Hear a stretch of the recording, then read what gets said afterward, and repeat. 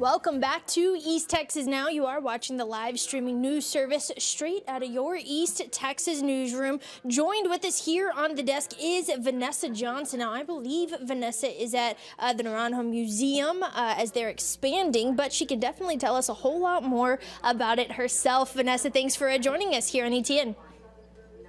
Yes, hi Devin. So I am here at the Naranjo Museum in Lufkin. And then, as you stated, they are working on some expansion projects, bringing some things in. And so better for someone that knows a lot more to tell you all, Erin Gentry, who's the museum director, and I can put the camera on her so she can just go into a little bit more detail. And this is Erin. Hi there.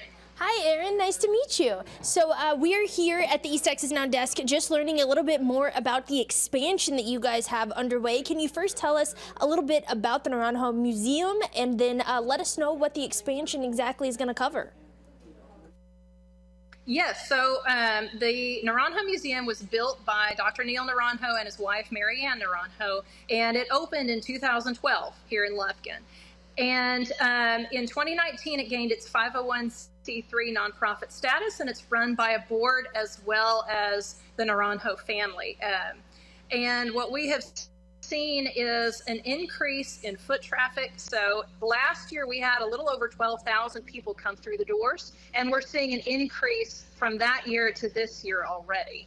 And part of that is we are increasing our programming, and we have lots of fun stuff for families of all ages to do, but we realized that we needed more family-friendly interactive exhibits.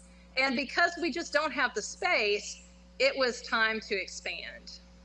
Absolutely. Tell us a little bit more about this family-friendly interactive. What's the dream? What's the ideal interactive exhibits that you guys are looking to put in the museum? So the dream is going to be in several stages. We're planning a massive push to a playground that is going to be nothing like you've ever seen in East Texas. It's going to be dinosaur themed. You're going to get to see all sorts of things. And I've even been told that we're going to be working on adding a splash pad area into that. So we're going to find some way to incorporate a water element.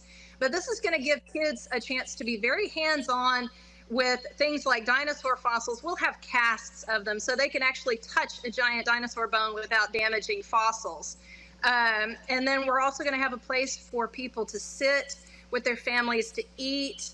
We're going to work on attracting food trucks. We want food trucks to be here. But we need a place for everyone to sit and enjoy. And the more time that families spend here, the more they're going to learn, the more they're going to want to walk around the museum, see these exhibits. That is music to my 3-year-old's water and dino obsessed ears, let me tell you. So where are we in terms of a timeline on the dream? Initial planning stages, meetings, what are we doing now? Well, we're definitely in the initial planning and meetings, but we're hoping to break ground by the end of this summer on the playground. We're going to have at least 3 phases. Phase 1 is the playground and putting in picnic tables. And so this is something that we're working on right now. We should have picnic tables going in very soon. And these are from sponsorships that were purchased during our Dancing with Dinos fundraising gala earlier in the year. And we're even going to have some ice cream trucks and things coming this summer. You're going to be able to actually start doing that. You're going to be able to come here, have fun in the museum, get yourself an ice cream. What could be better on a hot summer day, right? Moving forward, we're hoping to have the playground completed within the next 1.5 years. So that's a pretty tight timeline. We're working on finalizing the details, the design, and of course, we're going to be sending that out as soon as we have it. But we want to break ground on that by August of this year. That's incredible, an expedited timeline. Go ahead. Yes. Well, there's been a lot of thought that's already been put into this. So we're getting towards the end of that, getting ready for the action phase. Now, the larger expansion, we're working on a 3-level museum expansion that's going to go on the other side of where the playground will be located. That's going to take a little bit longer, but we are deep into the planning stages, and we're working on building that into a reality right now. That's incredible. Would that include receiving additional pieces from other museums and other areas to fill that new structure? Well, one of the amazing things about our museum is we have real fossils. When you come into our museum, you're not going to see replicas, you're seeing the real thing. And we have the great problem of we've got so many real dinosaur fossils, we need a place to put them. So we actually have some dinosaurs in storage right now that we can't put out because we're out of space. And then, you know, they still go twice a year to dig up more dinosaur bones and fossils. So we're constantly building on this collection, and this is stuff that is, you know, this is hometown. We're building it from scratch right here. But yeah, we're hoping to bring in a planetarium. You're going to be able to come and see movies and things about space, things that you'd only be able to do either in Houston or Dallas. It's going to be right here.